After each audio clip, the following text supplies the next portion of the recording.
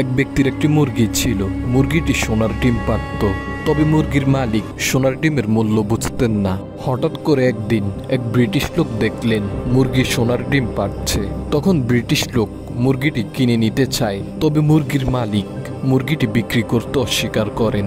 এরপর সংবাদ পৌঁছে যায় পৃথিবীর কোনায় কোনায় মুরগি সোনার ডিম দিচ্ছে। মুরগি নিয়ে শুরু হয় সাম্রাজ্যবাদীদের আধিপত্যের লড়াই। এ লড়াইয়ে বদলে যায় বিশ্ব রাজনীতির সমীকরণ। লড়াই শেষে মুরগির মালিক হেরে যায়। এরপর মুরগি লালন পালনের দায়িত্ব ব্রিটিশ সাম্রাজ্যের অধীনে চলে আসে। তবে ব্রিটিশরা মুরগি পালতে স্বাচ্ছন্দ্য বোধ করে না, তাই তারা মুরগির সেবা করতে কিছু দাস নিযুক্ত করে। আর ওই দাসদের পাহারা দিতে তারা একটি কুকুর নিযুক্ত করে, যে কুকুরটির নাম রাখা হয় ইসরাইল। এবার বলুন তো, এই গল্পের মুরগি কে আর দাস কে?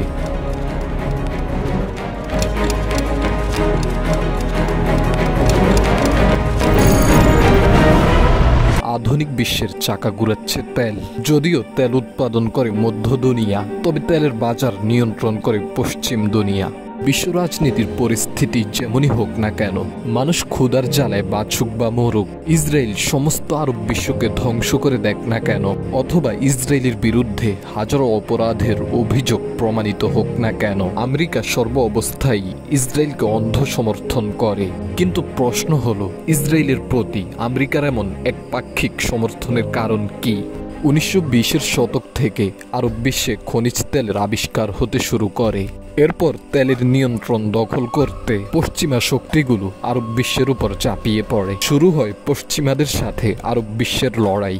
এ লড়াইয়ে পশ্চিমা শক্তিগুলো আরবদের শক্ত হাতে দমন করেন। এরপর ব্রিটিশরা বিশাল হেজাজ ও শাম অঞ্চলকে টুকরো টুকরো করে ছোট ছোট অনেকগুলো দেশ তৈরি করেন এবং সকল দেশে নিজেদের হাতের কাঠপুতলিগুলোকে দেশ শাসনের জন্য বসিয়ে দেন। তবে ব্রিটিশরা বুঝতে পারেন এই কাঠপুতলিগুলো দিয়ে বেশিদিন আরব ভূমিতে নিজেদের আধিপত্য টিকিয়ে রাখা সম্ভব নয়। তাই তারা আরবদের পাহারা দিতে আরবদের মাথার উপর নতুন এক দেশকে বসিয়ে দেন, যে দেশটির নাম হলো ইসরায়েল। 1947 সালে ব্রিটিশদের হাত ধরে ইসরায়েলের সূচনা হয়। ইসরায়েল তৈরির উদ্দেশ্য আরব বিশ্বে নিজেদের আধিপত্য বলবৎ রাখা, যেন আরব বিশ্ব কখনো পশ্চিমাদের সামনে মাথা উঁচু করতে না পারে। অর্থাৎ ইসরায়েল হলো তৎকালীন সময়ের ব্রিটেন এবং বর্তমান সময় আমেরিকার প্রক্সি দেশ। ইসরায়েলের কাজ হলো নজরদারি করা, যেন আরবে কোনো বিদ্রোহী শক্তি মাথা তুলতে না পারে। 1948 সালে ইসরায়েলকে একটি স্বাধীন রাষ্ট্র হিসেবে ঘোষণা করা হয়। ইসরায়েলকে স্বাধীন রাষ্ট্র হিসেবে ঘোষণা করার পরের দিনই আরব বিশ্ব ইসরায়েলের উপর ঝাঁপিয়ে পড়ে। তখন এই যুদ্ধে ইসরায়েলকে বাঁচাতে আমেরিকা সরাসরি ইসরায়েলের হয়ে যুদ্ধ করে। আমেরিকা যুদ্ধে নামার পর আরবরা পিছু হটতে শুরু করে, তবে আমেরিকা তখন অনুধাবন করতে পারেন এভাবে বেশি দিন ইসরায়েলকে আরব ভূমিতে টিকিয়ে রাখা সম্ভব নয়। তাই তারা ইসরায়েলকে আরো শক্তিশালী করে তুলতে ইসরায়েলের কাছে পারমাণবিক অস্ত্র তৈরির তথ্য ফাঁস করে দেন। আমেরিকা, ফ্রান্স ও দক্ষিণ আফ্রিকার সহযোগিতায় ইসরায়েল অল্প সময় পারমাণবিক ক্ষেপণাস্ত্র তৈরি করতে সক্ষম হয়। বলা হয়ে থাকে, একটি দেশকে ততক্ষণ পর্যন্ত ধ্বংস করে দেওয়া অসম্ভব যতক্ষণ পর্যন্ত সে দেশের হাতে পারমাণবিক শক্তি থাকে। বিড়ালের যখন দেয়ালে পিঠ ঠেকে যায়, বিড়ালও তখন বাঘ হয়ে ওঠে। পারমাণবিক শক্তিধর একটি দেশ যত দুর্বলই হোক না কেন, তার উদাহরণ দেয়ালে পিঠ ঠেকে যাওয়া সেই বিড়ালের মতোই। পারমাণবিক শক্তির একটি গর্জনই বদলে দিতে পারে মানব সভ্যতার ইতিহাস। তাই মধ্যপ্রাচ্য থেকে ইসরায়েলকে উৎখাত করা প্রায় অসম্ভব। তবে মধ্যপ্রাচ্য থেকে ইসরায়েলের আধিপত্য কমিয়ে আনা সম্ভব। এর জন্য প্রয়োজন মধ্যপ্রাচ্য থেকে একটি পারমাণবিক শক্তির উপস্থিতি। আর এই প্রকল্প নিয়েই 50 বছর গবেষণা করে যাচ্ছে ইরান। 1970 সালে ইরান নন প্রলিফারেশন নামক একটি চুক্তিতে স্বাক্ষর করে ঘোষণা করেন ইরান কখনো পারমাণবিক অস্ত্র তৈরি করবে না। তবে 1974 সালে ইরান একটি গোপন গবেষণা প্রকল্প শুরু করেন। এই গবেষণা থেকে তারা পারমাণবিক অস্ত্রকে সম্ভাব্য অস্ত্রে রূপ দিতে চায়। 1974 সালে ইরান ইরাক যুদ্ধকালে CIA রিপোর্ট করেন ইরান পারমাণবিক বোমা তৈরি করতে চায়। 2002 সালে ইরানের নাটাঞ্জ ও আরাক নামক দুইটি পারমাণবিক স্থাপনা বিশ্ববাসীর সামনে আসে। তখন থেকেই ইরানের উপর পারমাণবিক ক্ষেপণাস্ত্র তৈরির অভিযোগ জোরালো হয়।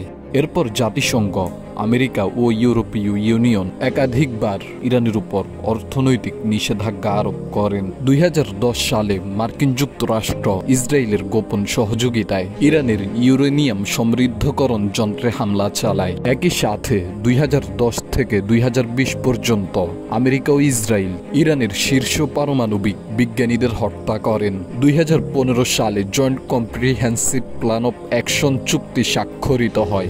এই চুক্তিতে ইরান পারমাণবিক কর্মসূচি সীমিত করতে রাজি হয়। তবে বাস্তবে ইরান পারমাণবিক ক্ষেপণাস্ত্র তৈরির কাজ আরও দ্রুত গতিতে অগ্রসর করেন। ইসরায়েল এ পর্যন্ত বহুবার ইরানের পারমাণবিক স্থাপনাগুলোতে সরাসরি হামলা করার হুমকি দিয়েছে। তবে সকল হুমকি ধামকে উপেক্ষা করে ইরান এখন পারমাণবিক ক্ষেপণাস্ত্র তৈরির দ্বারপ্রান্তে।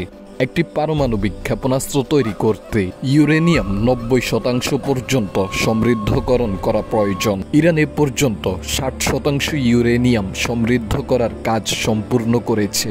ইরান এ পর্যন্ত পারমাণবিক বোমা তৈরির জন্য প্রয়োজনীয় প্রযুক্তি ও সম্পূর্ণ জ্ঞান অর্জন করেছে। ইন্টারন্যাশনাল অ্যাটমিক এজেন্সি এনার্জি এর তথ্য অনুযায়ী ইরান চাইলে কয়েক সপ্তাহে অস্ত্রে সজ্জিত ইউরেনিয়াম উৎপাদন করতে সক্ষম। ইরান এখন পারমাণবিক শক্তির দ্বারপ্রান্তে, তাই ইরানের পারমাণবিক শক্তিকে নষ্ট করতে চলতি মাসের 13 জুন ইসরায়েল ইরানের উপর অপারেশন রাইজিং লায়ন লঞ্চ করেন।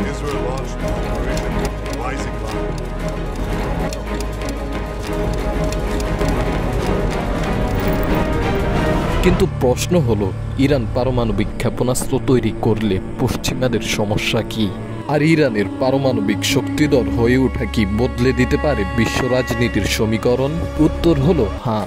সারা বিশ্ব এখন তেলের উপর নির্ভরশীল, আর তেল উৎপাদন করে আরব বিশ্ব, কিন্তু তেলের নিয়ন্ত্রণ করে ইসরায়েল আমেরিকার মতো পরাশক্তিগুলো। এখন আপনার মনে হতে পারে আরব বিশ্ব তো কাউকে ফ্রিতে তেল দিচ্ছে না। উত্তর হলো হ্যাঁ, আরব ফ্রিতে তেল দিচ্ছে না, তবে আরব ডলারের বিনিময়ে তেল দিচ্ছে। আর ডলার হলো এমন এক বস্তু যা অস্তিত্বগতভাবে একদমই মূল্যহীন। ডলার আমাদের কাছে যদিও স্বর্ণ বা রূপার বিকল্প, কিন্তু পশ্চিমাদের কাছে ডলার শুধুমাত্র মূল্যহীন কাগজের কিছু নোট বা ইলেকট্রিক মেসেজ ছাড়া আর কিছুই নয়।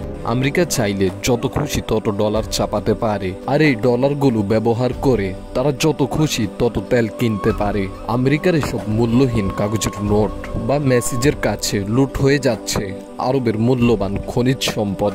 আরব বিশ্ব কেন স্বর্ণরূপার পরিবর্তে ডলারের বিনিময়ে তেল বিক্রি করতে সম্মত হয়? এ বিষয়ে আমরা শীঘ্রই একটি ডকুমেন্টারি ভিডিও নিয়ে আসব। যাই হোক, ইরান যদি পারমাণবিক ক্ষেপণাস্ত্র তৈরি করতে সক্ষম হয়, তাহলে আরব বিশ্ব থেকে যুক্তরাষ্ট্রের প্রভাব কমে যাবে। তেলের নিয়ন্ত্রণ আরবদের হাতে চলে আসবে।